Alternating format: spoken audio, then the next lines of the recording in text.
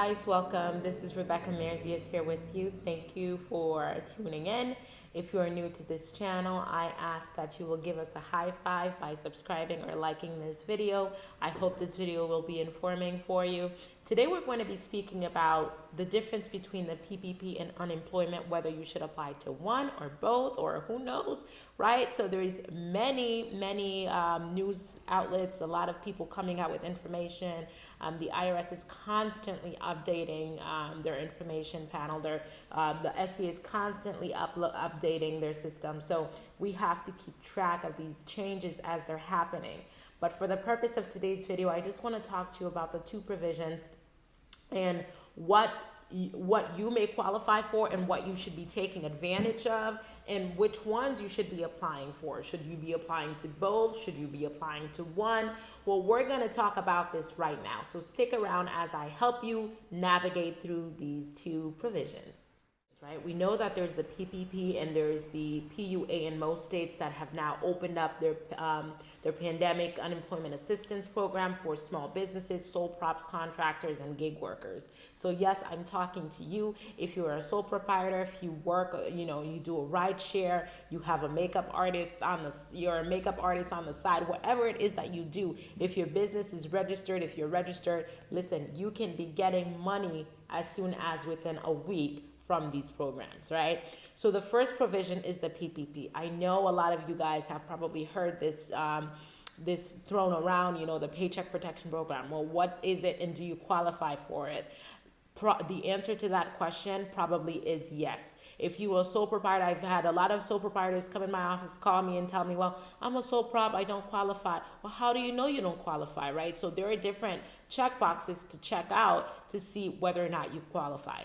We're going to go through all of those within the next couple of minutes. So the second provision is the PUA. A lot of states, especially for where I am in Massachusetts, they were among the first ones to open up the system up. It's the Pandemic Unemployment Assistance Program for those who are self-employed contractors or gig workers, right? It's for those people who are not necessarily on a W-2.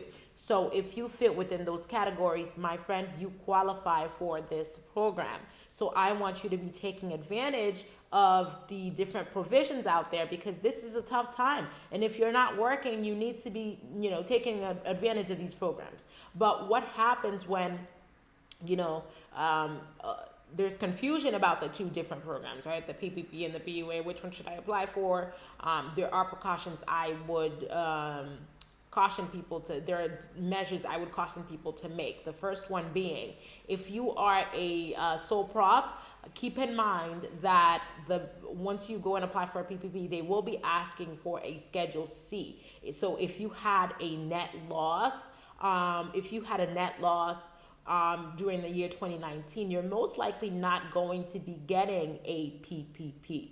Okay, so because they're going based on line 31 on your Schedule C. This is for the sole props. This is for the people who are, this is not for those who are earning a W-2. Again, this is for the sole proprietors, contractors, and gig workers, right? So if you are absorbing a loss from 2019, I'm sorry. If you had no employees, if you had employees and also had a loss, there is a good possibility that you would still qualify because the cost of your payroll would outweigh the loss, hopefully, so that would qualify you. But if there was a loss and you're a single member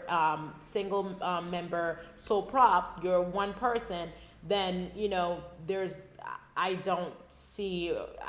don't know how to help you in that sense because you probably would not qualify.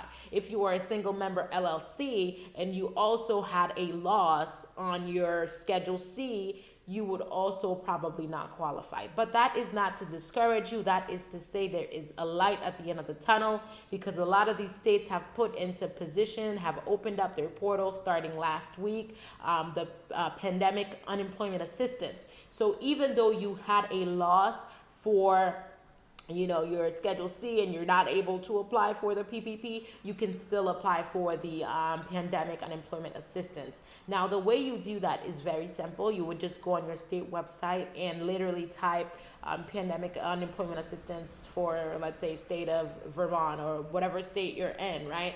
And that should bring you up to the portal to where you would need to apply if your state has indeed opened up the portal, because I know a lot of states have not yet caught up to that. So there's hope there. One of the things that I've been warning businesses, small businesses, contractors, and gig workers to not do is to not double dip.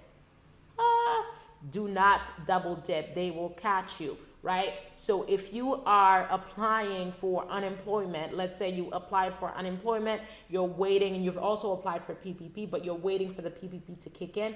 It hasn't kicked in yet. So of course you can still get your unemployment, right? But as soon as that PPP starts coming in, you need to make sure that you are recertifying your unemployment through your state's website, letting them know that you are now receiving funding from somewhere else. Because technically both of these programs are providing payroll for those who are not working. So if you're getting money from one provision, don't expect to double dip and start getting it from, two provisions for the same thing. So please keep that in mind. That is not to say that you should not apply to both. That is to say, well, if your application is pending with the PPP, you technically still qualify for the unemployment. And obviously, I would urge you to do so and apply right now. But those are really the precautions that I would take, in the measures that I would take to make sure that you're not getting in trouble. Now, another advice I've been giving people, please do not take this as legal advice, because clearly this is not a legal channel. I'm not a lawyer, I'm an accountant, but I've been advising people to look into, the different nuances on both the SBA and the IRS website to see what they're saying, as well as your state website, right? So I've been telling people, if you are, let's say the PPP is it's counting 8 weeks of unemployment, right? So once let's say you apply for unemployment, you get your unemployment, your application is still pending with PPP. As soon as you get the PPP, you stop unemployment. And then if this goes on for over the 8 weeks, if, within the 8 weeks you're getting PPP, once that stops, you reapply for the unemployment, because now you're no longer getting money from the PPP. Okay, so there are different ways to go about this, and I hope that you're taking advantage of these different provisions, but doing them right, so that you're not going to be fined and taxed and, owing the government money once this is all over. I understand everybody's excited right now. Everybody's applying for everything they can get, but keep in mind that the system is meant to help those that are unemployed. And if you are double dipping, you're probably taking money out of someone else's pocket. So keep that in mind as well. And another thing I want to remind everyone is that although the portal for the EIDL, this is going to be on another video, although the portal for the EIDL is not yet opened up again, it is going to be. I believe I spoke to an agent and they said it will be really soon. So I'm hoping by Friday that the portal will be open. They're trying to sift through the applications that they currently have in their system. So keep an eye out for that if you're planning on applying, reapplying, or applying for the first time for the EIDL. Keep an eye on that. So I hope this video helped you. Don't forget to subscribe, like our channel, and give us a high five if this video helped you. Thank you for watching. Until next time.